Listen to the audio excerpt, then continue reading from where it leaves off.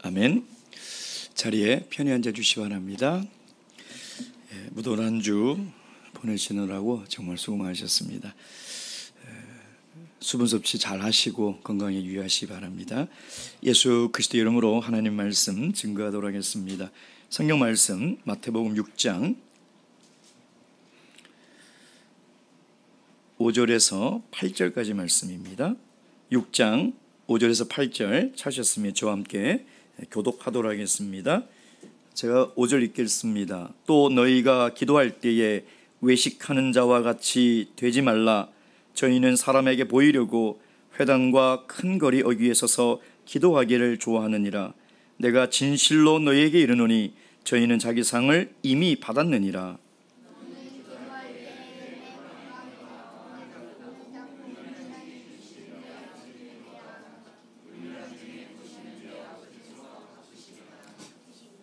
또 기도할 때에 이방인과 같이 중언부언하지 말라. 저희는 말을 많이 하여야 들으실 줄 생각하느니라. 그러므로 저희를 본받지 말라. 구하기 전에 너희에게 있어야 할 것을 하나님 너희 아버지께서 아시느니라. 아멘. 지난주 매월 청년반 기도회 시간에 손모경 형제가 성령을 받았습니다. 우리 모경이 형제가 청주에서 공군사관학교에 다니고 재학 중이지 않습니까? 그러다 보니까 아무래도 신앙생활 하는데 많은 어려움이 있습니다. 교회에 자주 나오지 못하고 또 멀리 떨어져 있죠. 그래서 하나님께서 특별히 우리 모경이 형제가 신앙에서 떨어지지 말고 더욱더 굳건히 서 있으라고 하나님께서 성령을 충만하게 주신 것 같습니다. 우리 성도님들도 우리 청년들의 신앙을 위해서 늘 관심과 기도 가져주시기 바랍니다. 매월 아동부도 똑같이 기도회를 합니다. 아동부는 10분, 우리 청년반은 30분 기도를 하는데 성령 받지 못한 우리 학생들 또 성령 충만을 위해서 기도를 합니다. 제가 이렇게 안수를 늘 하다 보면 참 우리 아동부에서부터 사청부까지 한 사람도 빠짐없이 참 열심히 기도합니다. 어쩔 때는 그 모습을 보면 참 감동이 되기도 하고요. 하나님께서 얼마나 이 모습을 기뻐하실까라는 생각이 들 때는 흐뭇하기도 합니다. 그래서 이런 우리 청년들의 모습을 볼 때 한편으로는 이런 다짐을 합니다. 정말 말씀으로 잘 양육해야 되겠다. 하나님의 바른 말씀의 꼴을 정말 잘 먹여야 되겠다. 그래 우리 다음 세대들이 이 세상의 신앙을 빼앗기지 않고 하나님의 거룩한 자녀로 살아갈 수 있지 않을까라는 다짐을 해봅니다.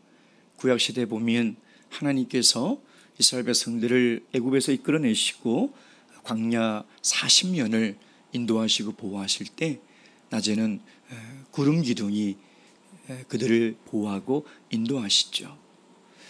그러다가 그 기둥이 움직이면 이스라엘 백성들은 그 구름을 따라 행진해야 합니다. 근데 참 특별한 것은 그 구름만 따라가면 되는데 이스라엘 백성들은 반드시 언약궤를 가장 맨 앞에 세우고 그 언약궤를 따라가야 된다는 것이죠. 이것은 무엇을 의미하겠습니까? 구름 기둥은 성령의 인도함입니다. 언약궤는 하나님의 말씀이죠. 기도와 말씀은 뗄래야 뗄 수가 없습니다. 말씀이 없는 기도는 정말 공허한 소음과도 같습니다. 기도가 없는 말씀은 메말라버린 건조한 사막과도 같은 그런 신앙을 가질 수밖에 없는 것이죠. 그래서 기도를 열심히 하는 것보다 더 중요한 것은 정말 올바르게 기도하는 것입니다. 하나님의 말씀을 붙들고 그 말씀을 의지하여 기도하는 것이 그것이 올바른 기도라는 것이죠. 오늘 예수님께서는 지금 그 얘기를 하고 계시는 겁니다. 오늘 이 땅을 살아가는 그리스도인들이 참 기도를 열심히 하는데 우리의 기도가 공허한 소음이 되지 않도록 하나님께 전혀 상달되지 않는 그런 기도가 되지 않도록 올바른 기도가 무엇인지를 오늘 우리에게 이야기하고 있다는 것이죠. 예수님은 첫 번째 종교의 의에 대해서 구제에 관한 얘기를 하시고, 오늘 두 번째 그 종교의 의로운 그 행위, 두 번째 그 기도의 말씀을 하시면서 기도의 두 사람의 본을 이야기를 하고 있습니다. 이 두 사람의 이 근본적인 차이는 뭐냐면, 한 사람은 외식하는 기도고 한 사람은 진실한 기도라는 것이죠. 근데 이 똑같은 시간에 똑같은 장소로 똑같은 열심으로 기도하는데 그 결과와 보상은 하늘과 땅 차이라는 겁니다. 그 결과가 너무나 다른 차이를 우리에게 보여주고 있다는 것이죠. 구제의 문제는 이웃과 나와의 관계예요. 그러나 기도의 문제는 하나님과 나와의 관계라는 것입니다. 즉 기도를 점검한다는 것은 지금 나와 하나님의 관계가 어떤 관계인지를 알아보는 거예요. 그래서 우리의 기도는 너무나 중요한 것이죠. 예수님은 이 외식과 위선의 기도를 우리에게 고발함으로써 오늘 우리의 기도를 점검해서 나와 하나님의 관계가 어떤 관계인지, 나는 하나님을 어떻게 인식하고 있으며 그분 앞에 나와서 기도하고 있는지를 점검하라는 것이죠. 오늘 이 주님께서 주시는 이 말씀을 통해서 우리의 기도를 잠시 내려놓고 정말 내가 하는 이 기도가 하나님 앞에 어떤 기도인지, 내가 지금까지 해왔던 기도가 하나님 보시기에 올바른 기도인지를 잘 점검하시는 그런 시간이 되기를 주님의 이름으로 축원드립니다. 예수님 첫 번째, 바르지 못한 첫 번째 기도를 이야기하고 있습니다. 5절 말씀. 또 너희가 기도할 때에 외식하는 자와 같이 되지 말라. 저는 사람에게 보이려고 회당과 큰 거리 여기에 서서 기도하기를 좋아하느니라. 기도하기를 좋아한다. 여러분, 어떤 사람이 저는 기도하는 걸 참 좋아해요. 그리고 어떤 사람이 저 사람은 정말 기도하는 거 좋아합니다. 그럼 여러분 어떤 생각이 듭니까? 분명히 저 사람은 참 훌륭한 사람이구나, 저 사람은 참 신앙이 깊은 사람이구나, 우리는 분명히 그렇게 생각할 것이라는 것입니다. 그런데 이들의 기도는 기도를 좋아하는 게 아니에요. 기도의 대상인 하나님을 좋아하는 것이 아니라는 것입니다. 이들은 기도를 좋아해요. 맞아요. 기도를 좋아해서 기도를 열심히 해요. 맞아요. 근데 이들이 기도를 좋아하는 이유가 따로 있다는 것이죠. 왜 이들이 기도를 좋아합니까? 자기의 종교적 의를 드러낼 수 있는 시간이거든요. 이 시간만큼 좋은 시간이 없어요. 자기의 종교적 열심을, 자기의 종교적 자랑을 드러낼 수 있는 기회거든요. 이게 얼마나 좋은 기회예요? 그런 이들이 기도를 좋아하는 이유는 여기에 있다는 것이죠. 여러분, 유태인들은 하루에 3번 시간을 정해놓고 기도합니다. 오전 9시, 12시, 오후 3시. 그 시간이 되면 어느 곳에 있든지 기도하면 돼요. 그런데 그 시간이 딱 됐을 때 바리새인들은 사람들이 많이 모여있는 곳을 찾아간다는 거예요. 그 시간이 됐을 때 바리새인들은 큰 길가에 한 모퉁이, 사람들 눈에 제일 잘 보이는 그 사거리에 서서 손을 들고 기도를 하고 있다는 것이죠. 여러분, 시간을 정해놓고 기도하는 것, 거기에 서서 기도하는 것, 그게 문제가 아니에요. 예수님이 그들이 어떤 장소에서 어떤 모양으로 기도하는 것이 문제다, 이렇게 지적하고 있지 않다라는 것이죠.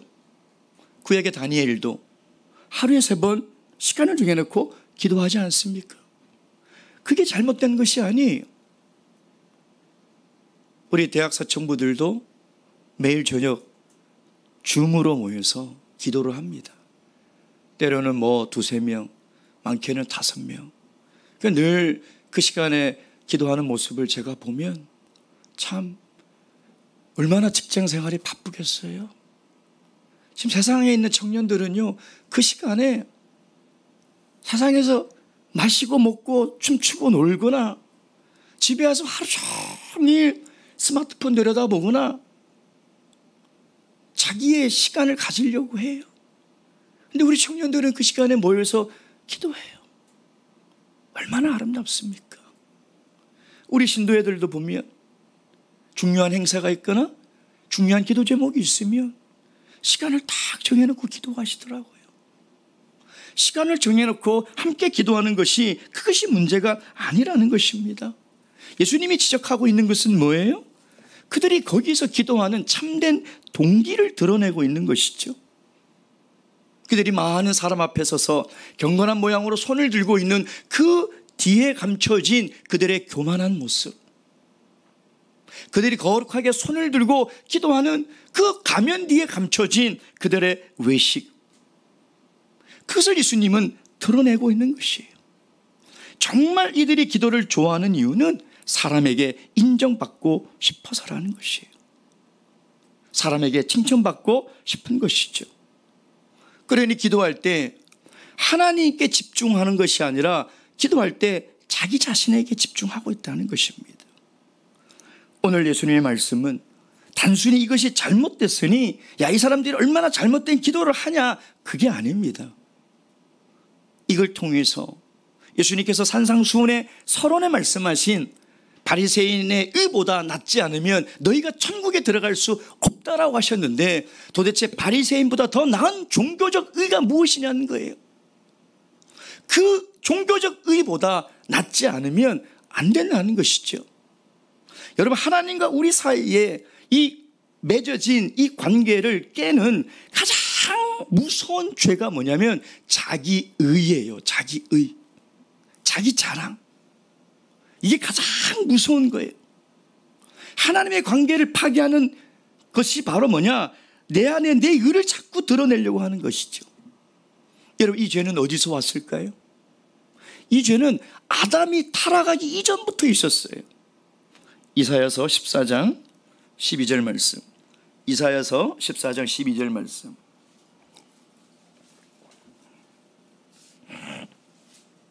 이사야서 14장 12절에서 14절 다 함께 읽겠습니다. 12절에서 14절 시작. 아침의 아들 계명성이여 어찌 그리 하늘에서 떨어졌으며 너 열국을 엎은 자여 어찌 그리 땅에 찍혔는고. 내가 내 마음에 이르기를 내가 하늘에 올라 하나님의 뭇별 위에 나의 보좌를 높이리라. 내가 북극 지폐의 산 위에 좌정하리라.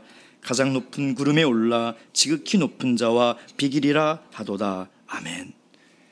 여기에 아침의 아들 계명성, 히브리어로는 헬렐, 영어로는 루시퍼라고 번역한 타락한 천사를 얘기하는 거예요. 타락한 천사. 여러분, 타락한 천사가 가지고 있는 게 뭐냐? 자기의 의와 자기를 자랑하려고 하나님과 대결을 하자는 거예요. 나의 의를 드러내고 나의 의를 자랑하려는 이 죄. 여러분, 이것이 하나님과 우리 관계를 가장 파괴하는 가장 무서운 죄라는 거예요. 이게 왜 무서운 죄냐면 인간이 가장 거룩한 모습으로 하나님께 나올 수 있는 그 시간까지 이 죄는 따라와요. 인간이 가장 경건한 모습으로 하나님을 찾아가는 그 시간까지 이 죄는 그곳까지 쫓아온다니까요. 그 거룩한 기도의 장소까지 이 죄는 끊임없이 추적해 온다는 거예요. 하나님께 예배드리러 나와 경배하는 이 시간까지 이 죄는 우리를 추격하고 있다는 것이죠.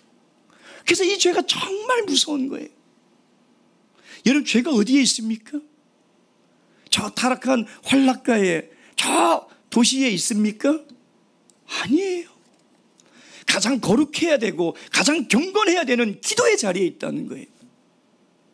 가장 거룩해야 될 예배의 자리에 이 죄는 있다는 거예요. 이 죄가 왜 무섭냐? 이 죄는 정말 미묘해요. 그래서 참 분간하기가 너무너무 어려워요. 그래서 자기도 모르는 사이에 이 죄에 빠지게 된다는 거예요. 이게 이 죄의 정말 무서운 점이에요. 내가 인식하지 못하는 사이에 내가 거룩한 그 자리에서 기도하고 있음에도 불구하고 이 죄가 나를 휘어잡고 있다는 거예요. 내가 하나님께 예배드리는 이 경건한 시간에도 이 죄는 아주 교활하게, 아주 소리도 없이 우리 마음속에 들어온다는 거예요. 정말 두려운 거예요.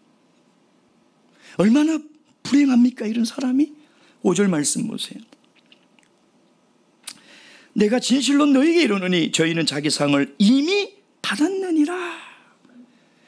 흥점역 그 번역에 보면 그들은 자기들의 보상을 받았다. 그들이 기도를 통해서 요구하고 그들이 원하는 게 뭐예요? 사람들의 칭찬과 인정이잖아요. 그러니까 그들은 그걸 다 받았어요. 야, 저 사람은 참 기도 열심히 하는 사람이야. 저 사람은 참 기도 잘하는 사람이야. 이게 다예요. 평생을 기도했는데 저 사람은 참 기도 잘하는 사람이야. 저 사람은 참 예배 잘 드리는 사람이야. 이게 다예요. 이게 끝이에요. 받아야 할 보상을 다 받은 거예요. 얼마나 안타깝습니까? 얼마나 두려운 일이냐 이 말이에요. 그러니 우리의 기도가, 우리의 예배가 어떤지를 늘 점검을 해야 되는 정말 중요한 이유가 여기 있다는 것이죠. 두 번째, 예수님께서 말씀하신 바르지 못한 기도의 두 번째는 7절에 있습니다. 7절 말씀 다 함께 읽겠습니다. 시작. 또 기도할 때에 이방인과 같이 중언부언하지 말라. 저희는 말을 많이 하여야 들으실 줄 생각하느니라. 중언부언, 말을 많이 하지 말라. 생각 없이 말하지 말라. 공동 번역에 보니까 이렇게 되어 있습니다. 빈말을 되풀이하지 말라. 흥정역 킹제임스 버전에 보니까 헛된 반복말을 사용하지 말라. 구약에 한번 보도록 하겠습니다. 열왕기상 18장 26절. 열왕기상 18장 26절.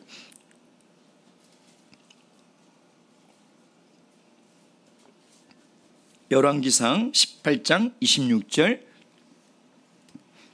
함께 읽겠습니다. 26절 시작. 저희가 그 받은 송아지를 취하여 잡고 아침부터 낮까지 바알의 이름을 불러 가로되 바알이여 우리에게 응답하소서 하나 아무 소리도 없으므로 저희가 그 싼단 주위에서 뛰놀더라. 갈멜산에서 일사 선지자와 바알의 선지자가 지금 누가 참 하나님인지를 대결하고 기도하지 않습니까? 그들은 아침부터 낮까지 바알의 이름을 끊임없이 반복해서 부르는 거예요. 자, 우리 사도행전 19장 34절 말씀 보겠습니다. 사도행전 19장 34절. 사도행전 19장 34절 말씀 읽도록 하겠습니다. 시작. 저희는 그가 유대인인 줄 알고 다 한 소리로 외쳐 가로되 크다 에베소 사람의 아데미여 하기를 2시간 동안이나 하더니. 이렇게 이방인들은 끊임없이 뭔가 이렇게 주문처럼 주술처럼 의미 없는 헛된 말들을 계속 반복하면 그들이 믿는 우상이 기도를 들어줄 거다라고 생각을 하고 있는 것이죠. 예수님은 이렇게 이방인들처럼 너희가 헛된 말을 반복하지 말라는 거예요. 여러분, 우리가 방언으로 기도하더라도요, 가끔 내가 속으로 하나님께 마음으로 드리는 기도가 아무 의미가 담기지 않은 채 그냥 똑같은 말을 반복하고 있을 때가 있어요. 내가 성령으로 기도를 하지만 내 정신이 하나님께 뜻과 마음을 담아서 하는 것이 아니라 정말 헛된 말을 그냥 계속 되풀이하고 있다는 그런 느낌을 받을 때가 있다는 것이죠. 그래서 예수님이 바르지 못한 두 번째 기도는 뭐냐면 기도의 시간이, 그 분량이 길고 기도를 열심히 해야 하나님께서 들어주시는 기도라고 착각한다는 거예요. 그런 기도가 바르지 못하다는 것이죠. 천주교에서는 기도 묵주가 있어요. 그래가지고 그냥 주문을 외우듯이 기도하면서 이렇게 돌려요. 그리고 그냥 끊임없이 이렇게 기도해요. 기도 묵주를. 그렇게 반복을 하면 마리아가, 상제가 들어줄 거라고 믿는 신앙을 가지고 있다는 거죠. 여러분, 만약에 우리의 관심이 기도하는 그 시간의 분량에 있다면, 우리의 관심이 기도하는 우리의 열심에만 있다면 하나님께 기도하지 않는 게 된다는 심각한 문제가 발생합니다. 어떤 문제가 돼요? 기도가 습관화돼 버려요. 그런 기도는 습관화돼 버려요. 그러니까 그 시간에 내가 30분 기도를 하는데 돌이켜보면 그냥 의미 없이 그냥 계속 하나님 앞에 어제도 아랬던 거 오늘도 의미 없이 그냥 아래고 기도 시간 채웠다는 그 만족, 내가 기도했다는 그 만족만 가지고 일어나 버린다는 것이죠. 기도의 본질이 무엇인지, 내가 하나님 앞에 나와 기도하는 기도의 목적이 무엇인지를 고민하지 않고 그게 이제 습관이 돼버려. 무서운 거예요. 거기에 만족을 해버리는 거죠. 내가 기도 몇 시간 했다, 내가 기도를 얼마만큼 열심히 했다, 여기에 내 기도의 모든 것을 다 재버리는, 기준을 삼아버리는 그런 실수를 하게 된다는 것입니다. 자, 그렇다면 예수님께서 이야기하는 올바른 기도가 무엇입니까? 6절 말씀, 6절 다 함께 읽겠습니다. 시작. 너는 기도할 때에 내 골방에 들어가 문을 닫고 은밀한 중에 계신 내 아버지께 기도하라. 은밀한 중에 보시는 내 아버지께서 갚으시리라. 아멘. 예수님께서 우리에게 어떻게 기도하라고 말씀하십니까? 내 골방에 들어가서 문을 닫고 기도해라. 그러니까 어떤 타인의 시선도, 어떤 타인의 방해도 없이 오직 하나님만 인식하며 기도하라는 거예요. 오직 하나님께만 집중하고 기도하라는 거예요. 그런데 이 예수님의 말씀을 오해하는 사람들이 있어요. 목사님, 저는 기도회에서 하는 기도 모임 안 가겠습니다. 저는 제 방 골방에 들어가서 문을 꽁꽁 닫고 기도하겠습니다. 아니, 예수님께서 각자 골방에서 기도하라고 아무도 모르게, 아무도 안 보이게 기도하라고 하지 않았습니까? 교회 가면 제 기도하는 모습이 다 드러나는데 저는 거기 가지 않겠습니다. 틀린 말입니다. 하나님의 말씀을 읽어도 이렇게 자기 마음대로 해석해서 신앙생활 하시는 분들이 있어요. 교정이 안 돼요. 그냥 자기의 주장을 세우려고 하나님의 말씀을 갖다 적용하는 거지, 하나님의 말씀에 내 삶을 맞추려고 하지 않는다는 거죠. 그래서 오늘 예수님이 뭐라고 얘기했어요? 너는 기도할 때, 단수예요. 너 골방에 들어가. 이 뭐냐면 개인 기도를 얘기하는 거예요.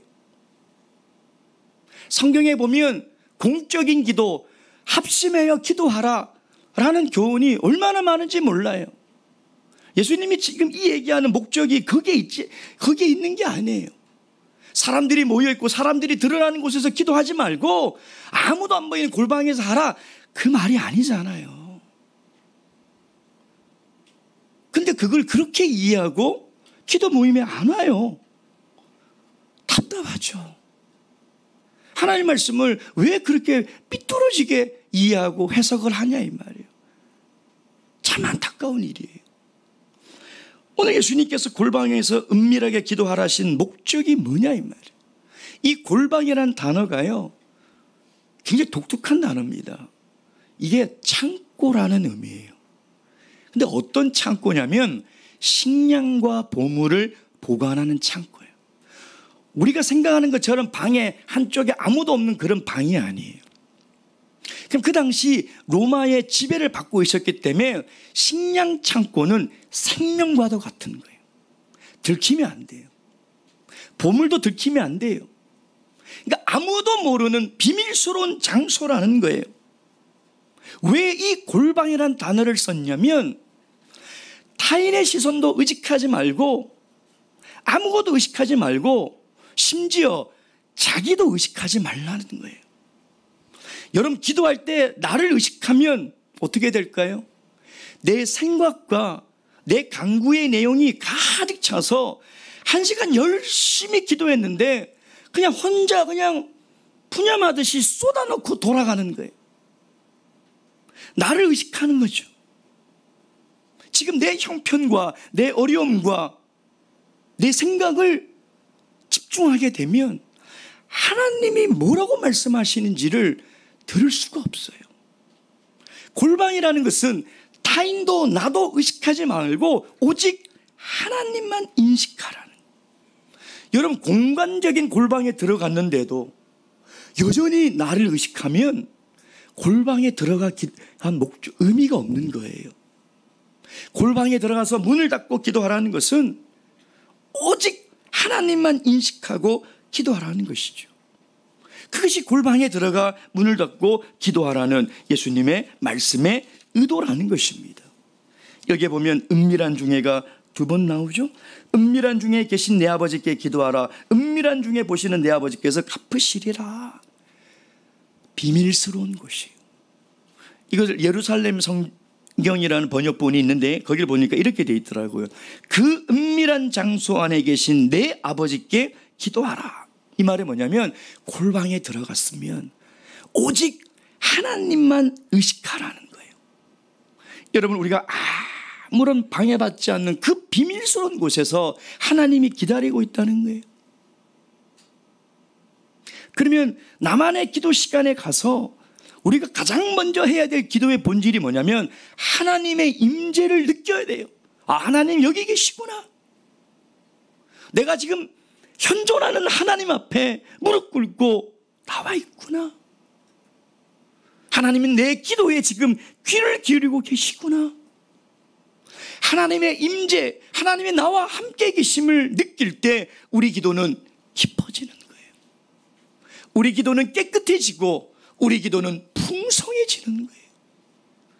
내 안에 있는 생각과 내 욕심을 아무리 목이 쉬어라 하나님께 털어놔도 기도하는 가운데 살아계신 하나님을 전혀 느끼는 시간도 없고 느끼지 못한다면 그건 은밀한 중에 계시는 하나님이 우리를 기다리고 계신데 우리는 하나님의 얼굴도 보지 못한 채 하나님의 음성을 듣지 못한 채 매일같이 똑같은 말을 반복하며 매일같이 똑같은 기도의 내용을 하나님께 아뢰며 돌아서는 시간밖에 될 수 없다는 거예요. 여러분, 하나님의 임재를 느낄 때 우린 정말 그분 앞에 엎드려 겸손해질 수 있는 거예요. 하나님의 임재 앞에 기도할 때 우린 정말 예배하는 사람이 될 수 있는 거예요.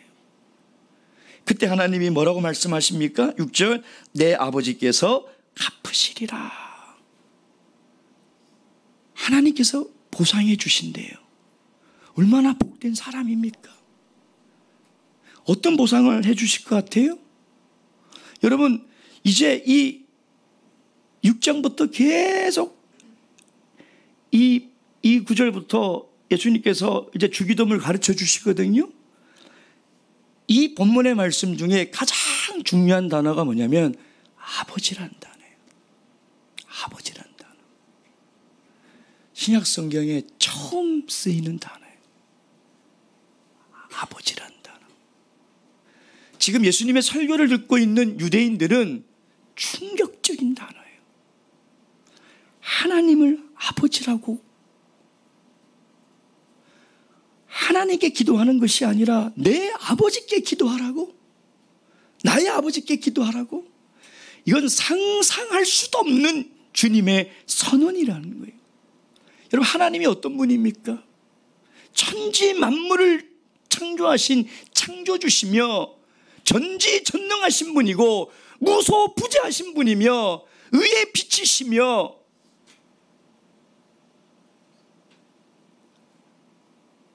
우리 하나님이라.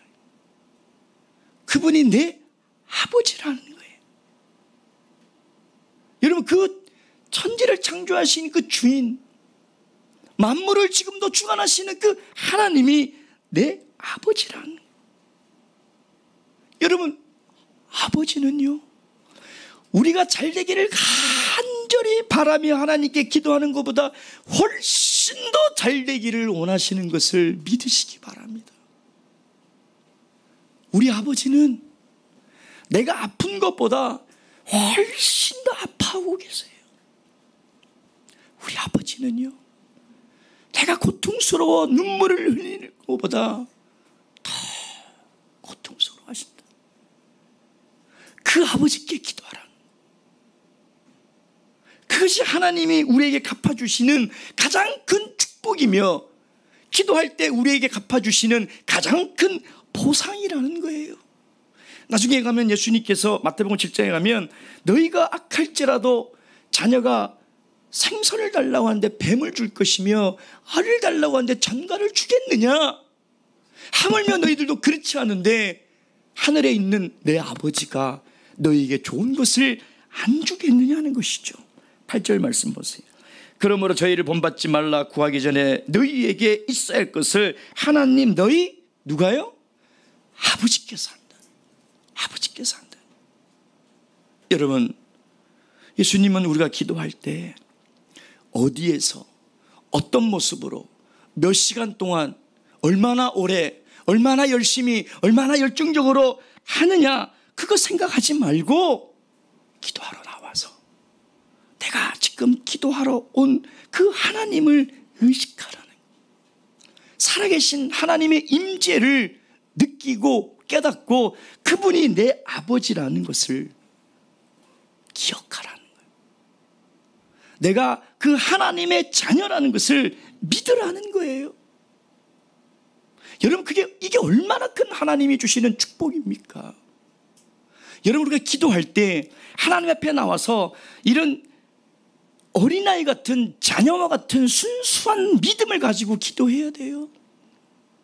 여러분, 어린 자녀들은요, 저 높은 곳에서라도 아빠가 두 팔 벌리고 아들아 그러면 아무 생각 안 하고 뛰어와서 슈퍼맨처럼 날라서 안깁니다. 얘들아, 아들아. 근데 이 아들이 저기서 삐쭉삐쭉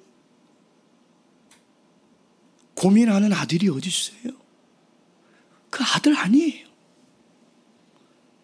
아버지도 아니고. 아들이라면, 아버지라면 무조건 신뢰할 수밖에 없어요.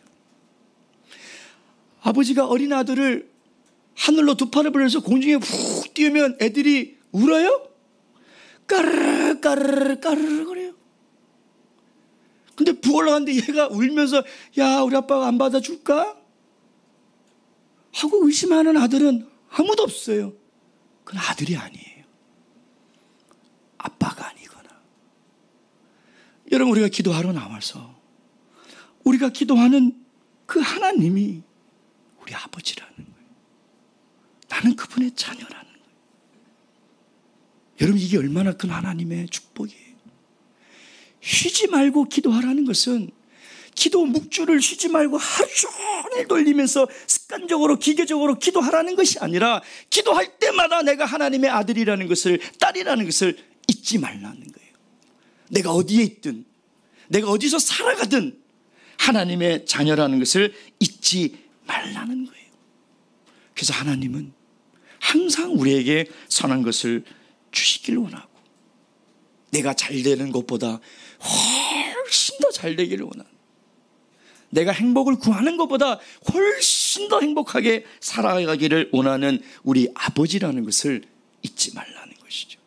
이것이 하나님께서 우리에게 갚아주시는 가장 큰 보상이며 축복이며 은혜라는 것입니다. 여러분, 기도하러 나올 때마다 내 아버지가 하나님이라는 걸 깨닫고 내가 하나님의 자녀라는 걸 깨달으면 이 세상에 염려할 게 뭐가 있으며 두려울 게 뭐가 있겠습니까? 그걸 기도하는 가운데 못 깨닫고 내가 하고 싶은 얘기만 쏟아놓고 나가니 그래도 또 불안한 거예요. 기도는 1시간 했는데 또 염려가 쌓이는 거예요. 매일 기도하는데도 여전히 의심과 두려움과 염려를 머리에 이고 살아가는 거예요. 기도의 본질은 거기에 있는 것이 아니에요. 오늘 주님께서 내 아버지께 기도하라는 이 귀한 올바른 기도의 본질의 말씀을 꼭 깨닫고 붙드셔서 여러분이 늘 기도하는 시간에 하나님과의 관계가 어떤 관계인지를 깨달아 이 세상을 정말 믿음으로 두려워하지 말고 늘 당당하게 살아가시는 그런 귀한 성도님 되시길 주님의 이름으로 축원드립니다. 묵도하시겠습니다.